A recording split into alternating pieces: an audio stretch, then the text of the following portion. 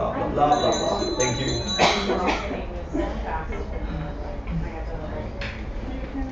So let me just review that we got the first class down, okay? This might be in your exam if you're doing it. The principal commentary of the vows, remember that from Jason Kappa, Highway to the Bodhisattvas. The summary of the precepts, they come from 2 sutras, remember that? String of Shining Jewels was from someone else in the 2 sutras. Buddha. Thank you. What else? That's right. Ultimately, the vows themselves come from the Buddha's 2 sutras, and you got the core vows there. Then Master Sangha gives you 4 vows in there. Master Shantideva puts them all in 18, the 18 together, and then you have the commentary by Chandragomi talking about the secondary vows. And then we ask you for a quick definition of bodhicitta, which is the wish to get enlightened for the sake of other beings. Where's that from? Who did that come from? Maitreya. Good. Not your Treya, Maitreya. And then the 2 forms of bodhicitta. Do you remember that? There's 2 types. The wish is a prayer and the one is an action. And what's the one as action? That's the vows. Okay, great. You passed. No, you didn't. Describe the 3 sufferings. What's the first of the 3 sufferings? Suffering of suffering. What does that mean? Physical, emotional pain. Painful bad stuff. Everything's Good. Is it continuous all the time? No, it comes and goes, right? In the moment that it's not there, don't get sucked into a false sense of security. They're coming back. The idea is to prepare so you don't hit a wall. Yeah. Then you have the suffering of change, and that describes everything that is called as an impure pleasure. That is an impure pleasure, and there is nothing that is not that in this realm. Every goodness is licking honey off a razor blade. It must end. Yeah, you won't have it anymore. Doesn't matter what it is. So pretending that's not true doesn't help you. Okay, helping you is, and then all pervasive suffering, you understand that it's just a very specific description of the suffering at the moment of death, that everything must end, and then the torture that comes, that follows. Lovely. That's what you got to look forward to. So then I might ask you to describe the relationship between bodhicitta and renunciation, and what would you say? What's the relationship between having renunciation and bodhicitta? Renunciation, bodhicitta is renunciation, but for everyone else. Yeah, so renunciation is like, oh, I'm so sick of it, I want to get out of this jar. Yeah? Yes. And bodhicitta is like, I want us all out of the jar. Yeah? Not you. No, everyone. Yeah? Lauren, can you turn off the AC, please? Yes. And then I might also ask you to explain briefly the meaning from Jason Kappa's Lamson Namson, where he describes the 4 fierce river currents. What does that mean? Yeah. So, do you remember what the 4 fierce river currents are? Birth, illness, age, and death. Old age and death. Yeah, everything must go through that. Excellent, congratulations, thank you very much. From the Source of All My Good, which was a prayer written by Jetson Kappa on 1402 in front of Ananda Monastery.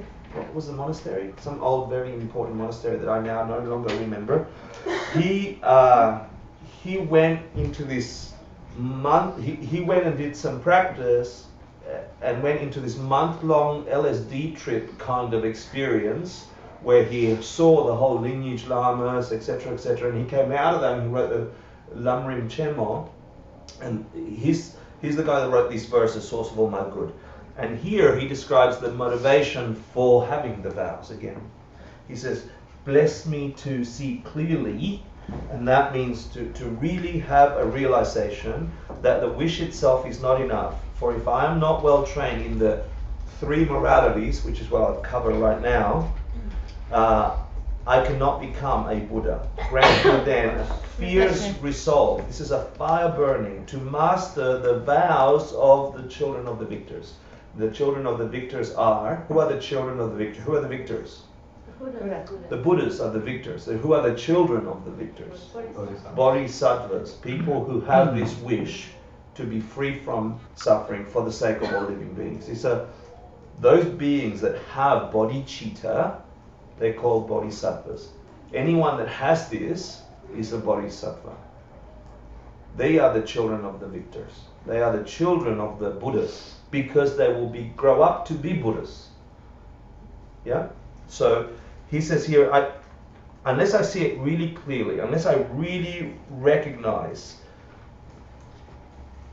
that the wish itself isn't enough, just the wishing it is not enough, I need also to have this training on these three moralities. I need to understand these three moralities. And with that, this fierce resolve to master, meaning you're not just a piano player that learned it once or twice, or a guitar player that you're master at that thing, at living in this code. Unless you master this, you can't be free. Yeah, that's what it's saying. So then this is the motivation for that. So let me share the three kids of morality. English is my second language, that will be my excuse. So the first one is anything that's restraining from bad deeds. Yeah? So that's the first. A morality, it's not the Western way of thinking thou shalt. It's not that. Okay? There's a way to be, a way to take up being on this planet before you reach the red line. And one of these moralities, a way to be in this world, is to have this morality, which is refraining from bad deeds. Meaning the 10 non-virtues, which are 3 of body, speech, and mind. Yeah? 3 of each. Sorry, the how many of? 4 of speech. 4 of speech. Thank you.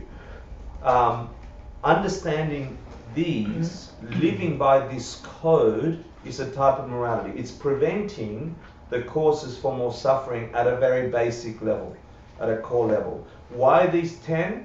Out of the 84,000 possible ways to be naughty, 84,000 ways to be afflicted by the mind, these 10 are the top 10 that we share as humans. Yeah. So refraining from these is refraining from these deeds, these bad deeds. Why bad deeds? Bad karmas? Because they produce your suffering. Yeah, the definition of karma. That's one of those. The other ones are the pratimoksha vows, the vows of freedom, they're called, pratimoksha vows. And just for your, actually let me tell you a little bit about the 10 non-virtues so you don't think they are just silly thou shalts, okay? So the 3 of body are no killing, no stealing, no sexual misconduct, right? But what does that mean? No killing. Protecting life.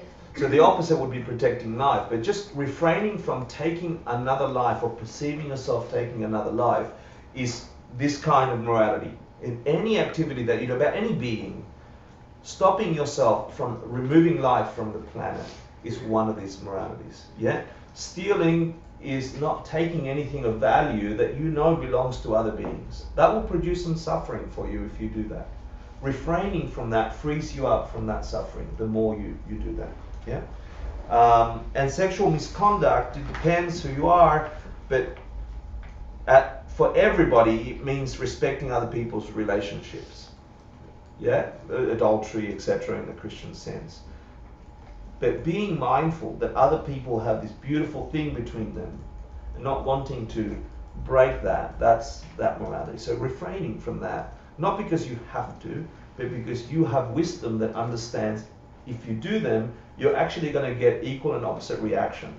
You're going to have a short life, or some life-threatening thing happens. That's how the causes of life-threatening things happen to you. It's through the act of killing or wanting to kill, etc.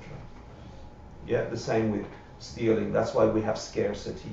The same with sexual misconduct. That's why we can't keep relationships. The ones of speech are lying, divisive speech, harsh words, and idle talk. And I want to talk a little bit about divisive speech. Whenever you have the motivation to say something to somebody that wants to separate them, doesn't matter if they're enemies or friends. If your motivation is you wish they were further apart, yeah, what do you think that does to your world? What do you think that does to the relationships you want to have together? If your world comes from the imprints of your mind. If you understand this, if you studied karma and emptiness, and I have to assume that by ACI 7 you have some knowledge of this, and if you don't, I encourage you to go back and get deeper into that, then you recognize that your actions of body, speech, and mind create your world. So the first morality is just refraining from any negativity like that. The one I want to talk about most out of the 10 moralities is this thing, the last one called wrong views. And I remember when I first heard that, I hated it so much. It was like, don't tell me what's right and wrong. You know, like as if I sort of knew, you know, instinctively knew. And they say that the ultimate wrong view is rejecting the idea of karma. Then a secondary wrong view is rejecting the idea that you can actually be free from suffering, that you can jump out of things. And I didn't like that. I'm like, oh, this is a trick. They're tricking me into believing in karma. So if I don't believe in karma, I'm bad, and I'm back in Catholicism all of a sudden. You know, and I hated that for so long. What I want to say about that is that the 10th non-virtue here, wrong view, I want to break it down so it's practical for us. What it really means, this idea of wrong view, not believing in karma, yeah? It means even if you're on your own at home and nobody's watching you, for you to believe that you could do anything bad and you won't have a consequence, that the consequence won't come, that somehow if you did some internet stealing or some divisive talk on Facebook and nobody saw you, or you're on your own and you took the money, or you cheated on the thing and nobody saw you, only you, that somehow that mental seed that just entered you will not have an effect on you. That's wrong view. That's not believing in karma. Not believing that what you do when nobody's watching is not actually creating your world. And that is the most poisonous one of all, because if you have that belief, then of course you're going to do killing, sexual misconduct, stealing, divisive talk, or talk because nobody's watching. Because you don't believe really it's affecting your life. And when you get that, all of a sudden, you don't have to call it karma, you can call it the hell you want. But you know that whatever intention and motivation you hold whilst doing something must have a result in you, in your consciousness, in your reality.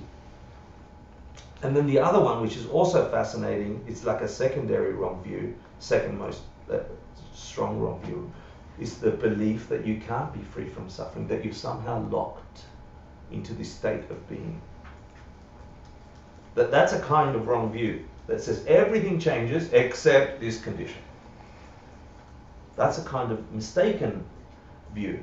And that leads us to have some silly patterns of behavior. And if we're lucky, we'll hit a wall. So I want to talk a little bit about that. And then you have the pratimoksha vows. I won't cover them too much because we don't have lots of time. But just so you know the kind of vowed morality that is in this first set, the things called pratimoksha vows, the freedom vows, these are vows for a fully ordained monk, fully ordained. I don't think I'll put that up there. Yeah? No, that's the next one. So, just so you know, ordained monks have 253 vows to keep. Fully ordained nuns have 364 to keep. Then intermediate nuns have 42 to keep. Novice monks have 36. Novice nuns have 36. These are all pratimoksha vows. They also come from all the sutras. And you'll find them when we do the course on Vinayaka. The lifetime layman's vows, which you take when you take your refuge vows, they're 5, or laywoman's vow. And then you have one-day vows, Bodhisattva vows, or one-day monk's vows, etc. So these are the commitments you take to say, I vow not to do a certain thing, not to do these negativities, with the understanding that it will have a result. The next set of vows are the vows of collecting goodness. Yeah, or the morality, rather, sorry, not vows, the morality of collecting goodness. And this is just the 6 perfections. This is living with the 6 perfections. This is a kind of morality. the 6 perfections explained by Master Shantideva in the Bodhisattva Charavatar, where he describes what are the 6. They are giving, generosity. Yeah, this state of mind that is imbued with giving, with wanting. Morality, which includes the vows we just explained. Yeah, and the positive side of them. Next one is Joyfulness. patience, and then joyful effort. Yeah, so 1, 2, 3, and 4 are what called method deeds. And they're called method deeds because that's an activity we do on the positive side that will produce what kind of result ultimately.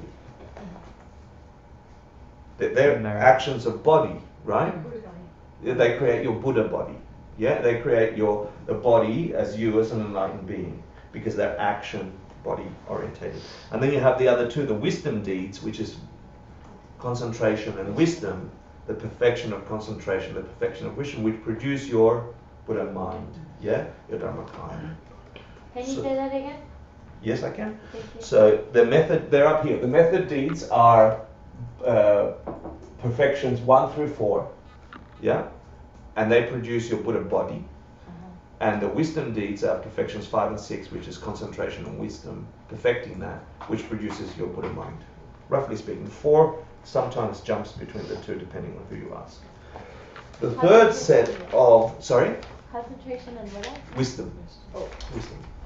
The third set, the third kid of morality is working for the good of others. In other words, it's morality number 1 and 2, but with your motivation shifted. Does that make sense? And then you might take some vows to do that. And we'll put the 3 kids of vow here. There's kids everywhere in this lesson plan today. Let me see if 6 perfections, we did that. So we did that. The 3 types of vows are pratimoksha, which I've shared with you, Bodhisattva vows, and tantric vows. Okay, so the pratimoksha vow are the things, the obscurations to our natural state of being once we remove all the obstructions, refraining from doing certain things, yeah, will free us to be truly what lies beneath. Yeah, they say the mind is pure, it's magnificent, etc., etc., etc. That these obstructions can be finished. That the roadblocks between now and enlightenment can be destroyed permanently. It doesn't have to be that way. So pratimoksha vows are vows focused on not hurting others. Bodhisattva vows, which is what we're going to study between now and the end of this course, are vowed moralities focused on helping others. But not just helping others in a nominal way, they are helping others with the understanding that we began this class with, understanding the condition we live in. So if somebody comes to you and says, please give me another heroin hit because I need it, that might not be helping others. And we get things confused because we think we have to be kind, and that might not be the kindness that is required for that. Sometimes to be kind, you have to be real. Yeah? So Bodhisattva vows are a code of conduct, first in your mind and secondly in actions, that place your state of being in a certain way that you begin to experience the magnificence of this world. They're actually a beautiful, freeing, not a restrictive thing at all. They're actually a magnificent field to play while the world pretends to be the same as it was before. Once you have these in you and you begin to master the vows of the victors, you begin to see how, if you have good training on morality, on karma and emptiness, you begin to see how truly this is a code for shifting this planet for you and those in the jar with you. And the last thing, the last kind of vow is the tantric or secret vows, which are focused on the idea of, it's like an atomic bomb that goes off with enough training that can transform your very existence in this lifetime into an enlightened being, and not necessarily through lifetimes and eons like the Buddha took to get to his enlightenment. All these were taught by the Buddha. Let me make sure I got that and that. Okay, so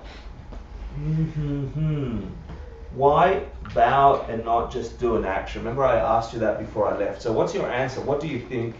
Why vow to do something? Do you remember as a child vowing, you're making a solemn promise with your best friend? Has anyone done that? Mm-hmm. Yeah? I loved doing that as a kid. I used to do this. Well, we used to make each other promise me. Why is that a thing? Action is a commitment. Action isn't it? But I did a nice thing. Yeah. Shouldn't I have a result? If I understand karma, I did a nice thing. Why wouldn't I have a result? It's more powerful if you have a powerful intention. Ah, cool. And a witness. Ah, nice. Okay, that's quite a thing. Responsibility. Yeah, it does something, right? This idea of the intention of, will you promise me we'll do this? Yeah, will you promise me we'll do that? Has this alertness to it, which gives it power. And if every action of mind and every action of body and speech that we do is, you are the recorder. You are the one actually writing down what produces your future. Your observer mind is the mind that produces your future. Now, if that is the recorder, then vowing holds this attention to that commitment, that any time you get close to veering out of the commitment, it goes off and it builds more power. Every time you're doing it, it goes off because you've made this promise and it builds more power. And if I just went around doing stuff, it'll have normal, impure results. So here's 4 qualities of vowed morality. The idea of doing things in a specific way with a promise. Yeah? They say that's why this is more reasons why they work. But certainly because you have a stronger intention, you will have a stronger result. The stronger your intention, the stronger your result. And then every minute of every day that you remember and recognize that you're coming close to breaking them or coming close to keeping them, there's more and more energy focused on that. And that builds power. Yeah? That builds power that short circuits the normal karmas that are coming. But here are 4 qualities. One is you're taking it from someone else. Do you remember this Troyu? It's funny the connection. Do you remember Troyu, this idea of consideration for others? We had it in Karma course. Yeah? The idea that you will do something or stop yourself from doing something because you don't want others to be hurt or embarrassed, or you don't want to embarrass yourself to others. Yeah? So the first quality of a vowed morality, when you take a vow, when you go to a teacher or somebody you value and recognize and say, please, if you possess these things, if you know this code, please give me this code with full intention. Help me figure out, give me this code. If you take that from somebody you respect and hold as a high object, again, referencing ACI 5, the karma course, the higher the object, the more powerful the result. Yeah? Then every time you're veering off, the memory that you have to go in front of that holy being and go, you know that thing that I begged you to please give me? Well, I sort of screwed it up 10 minutes later. Yeah, I'm sorry, I didn't mean it. Like, it's so embarrassing to do that. If you took vows from the Dalai Lama, yeah, and you had this relationship where you said, okay, I will keep them holy. And then to go back, you have to go back to them and say, I'm sorry, I broke that promise I made to you. That's this, yeah? So because you're taking it from somebody, you then have to go back to that somebody, and that embarrassment, that consideration for others is what should come up and keep you protected, to keep that morality. And then that kept morality frees you from doing it, which frees you from the results, yeah? The second quality is the pure motivation with which you've built up to take it. So the strong motivation is that I want to practice this way of being because I recognize the truth of life and I want to change it. And I have this depth of knowledge and understanding and motivation. And even in the privacy of my own home, I will not break it. Yeah? So the second protection you have, or the quality of protection it has, is this nonsa, which is this personal shame, that if you did break it, you'd be embarrassed for being such a schmuck. Yeah? So that's the second good quality of actually vowing something. This is the things that keeps you within the coordinates of maintaining an ethical way of life that will necessarily produce a result equal to the action. The third one is that they're fixable, meaning If you come close to breaking, at least the secondary vows and the primary vows, they're harder to break, but if you break them, also they're fixable. You can take them again. Yeah. And this is for any vow of morality. Yeah. This can be repaired. So you can go and do some repair work to that specific thing once you've come close. So you don't have to suffer the consequences of it being broken forever. They are repairable.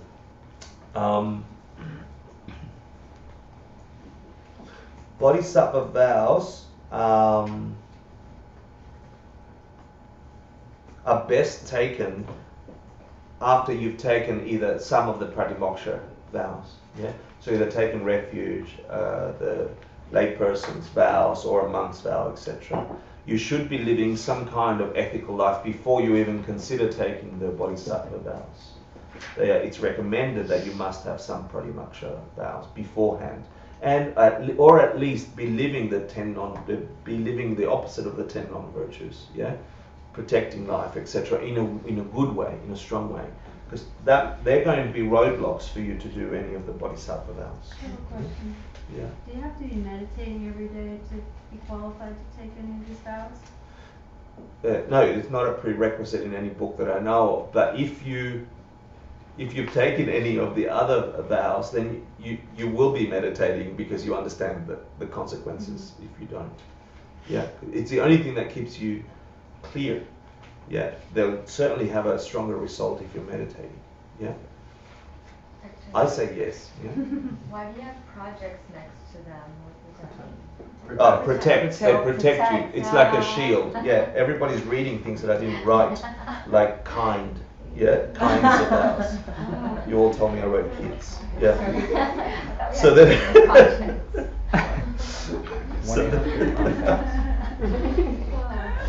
And then if you're keeping the first two, meaning some kind of awareness that you've taken them for somebody and a motivation to keep them, and every time you remember the motivation it helps you keep them, then they'll remain with you solid, and that's a quality of them. The more you keep remembering the first two, the more solid your vows are. Yeah, so that's the 4 qualities of vows. You might be asked that question. A couple of more things. There's 2 categories of vows. We talked about them. There's the root, they're called downfalls, and then the 18 core Bodhisattva vow. 18 core promises or code of thinking and being, and then the secondary offenses are lesser focuses, but just as beautiful and just as magnificent if you understand what they are and how they work. And I hope that in the next 5 weeks we will untie the meaning behind all these 18, all the 64 at some level in the time that we have together. Yeah. Then I want to talk a little bit about to go beyond the vow. Yeah. So we've talked about pratimoksha vows. These are the vows of freedom, right? Refraining from doing harm. Then we talked about bodhisattva vows, which is taking care of others. And then the third type was tantric vows. Yeah. And there seems to be a misconception in the West that somehow if you take the secret vows, if you go beyond the refuge vows, the lifetime layperson's vows, or the monks and nuns vows, or the one-day vows, and then you take your bodhisattva vows and you live by your vows, and eventually you will have some kind of tantric teacher that will help you understand the tantric vows. There's all these bizarre and crazy and bullshit ideas around tantric experience and tantric training and tantric vows. And I want to clarify that, and I want to show you something from Tsongkhapa, who spoke at length about this crazy idea that was still happening in the 1400s, that if you take tantric vows, somehow you're excused from behaving in the ways of vowed morality, from the very basic pratimoksha vows to the more advanced bodhisattva vows. The vows build on each other. That's why it's a prerequisite before you take your bodhisattva vows to either be living in accord with the 10 virtues, keeping the 10 non-virtues, refraining from those things, minimum, and doing that very well, or having taken some vowed morality around the layperson's vows, taking refuge. You can't take bodhisattva vows without really having lived and understood how to manage a vow that way. They build on each other. So then, of course, it makes sense that if you take tantric vows, which are finer, so these remove really hard obstructions, you will get rid of the core of your jealousy, the core of your anger, the core of your hatred, the core of your ill will with the 10 non-virtues and the freedom vows. You will remove, that's possible. You can remove any kind of mental disturbance around those things. The Bodhisattva vows then turns that inside out and then looks at this world and says, I can help everybody if I just do this, and I just do this, and I just do this. And you recognize that it comes from your mind, and these people become your world. Yeah? And it's magnificently beautiful, and you can live a whole lifetime enjoying and loving that vowed morality. But if you're doing that really well, you will have some kind of tantric experience that invites you to level up. And these are the tantric vows. So in no way, shape or form do secret practitioners who are doing bullshit things are secret tantric practitioners. Okay? If they are not living by the other vowed moralities, A, they're doing something very special and they're very, very high being and you're too retarded to see it, or or there's something in you that you have to keep proper. Yeah? But let me read you what Jason Papa says about this misconception. He says about this wrong idea. He goes, to do that, to live in this crazy way that somehow you don't have to live with those other vows, is to cut the root of the Buddha's teaching. And it's like a great rain of hail that destroys the tender crops of the happiness of all living kind. It reflects a total failure to grasp both the higher and lower teachings, and absolute misconception that should be thrown away like so much garbage. Yeah? So you can't have a stronger authority than Jason Karpa from the Tibetan tradition. So if you do the Bodhisattva vows well... Can you say it again? Can you say it again? Sure.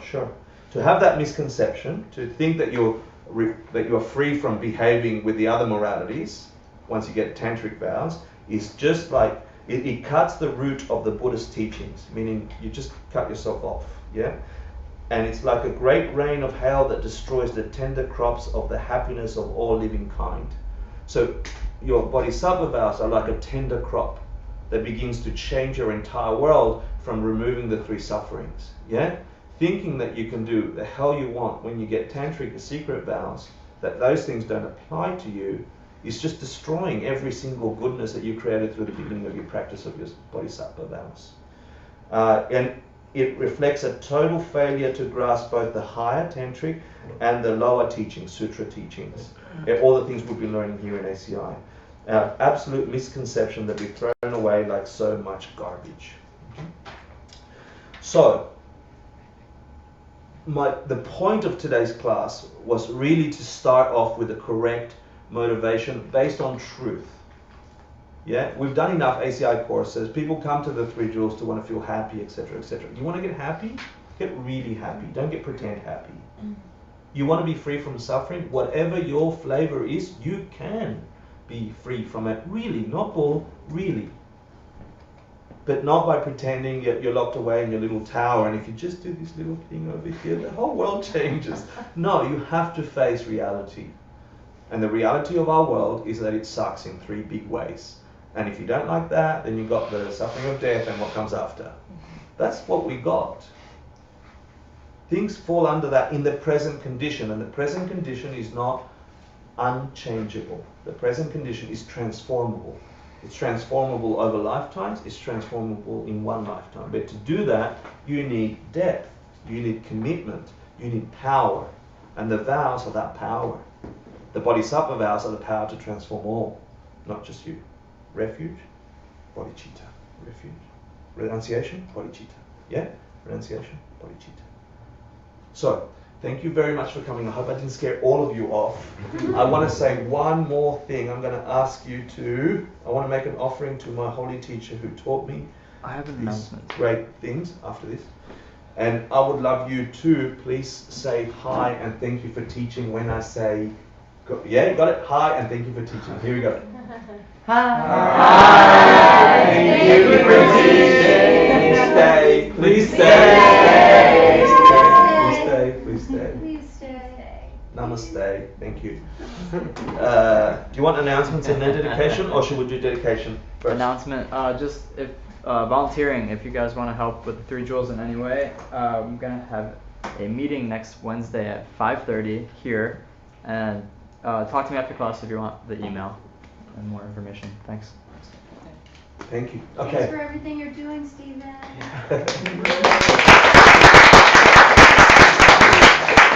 The 3 jewels, it really is just us, okay? It's just us and everybody else like us that turns up here every night. So if you want the place to stay, money's good, it's needed, it's great, but your ideas, your skills, your knowledge is way better. Knowing how to turn this place on for people that are walking around there, bodhicitta, remembering that you're educated, but when it comes to all these other beings that are walking around there happy that they're having a drink tonight and wondering what's on TV, when it comes to them, they don't know what to do, yeah? And it's not proselytizing, is that what it is? Proselytizing. Yeah, it's not that at all. It's just this raw recognition that, oh my God, you don't know, you've got this ticking bomb inside you, and when it comes to you, someone needs to hold you, someone needs to help you.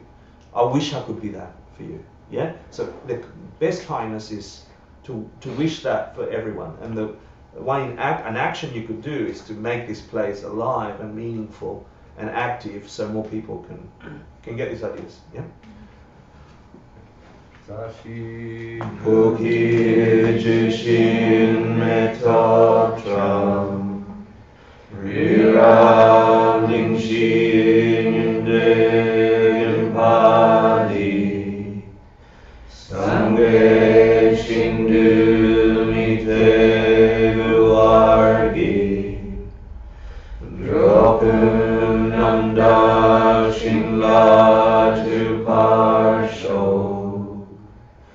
Idam Guru Ratnamanda Kamniyatayami. This one is for dedicating.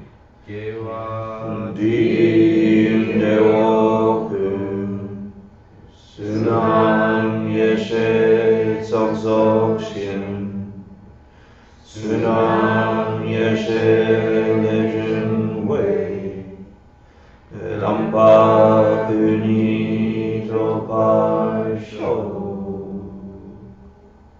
Just remember you've got that teacher glowing at the crown of your head, and reconnect with them.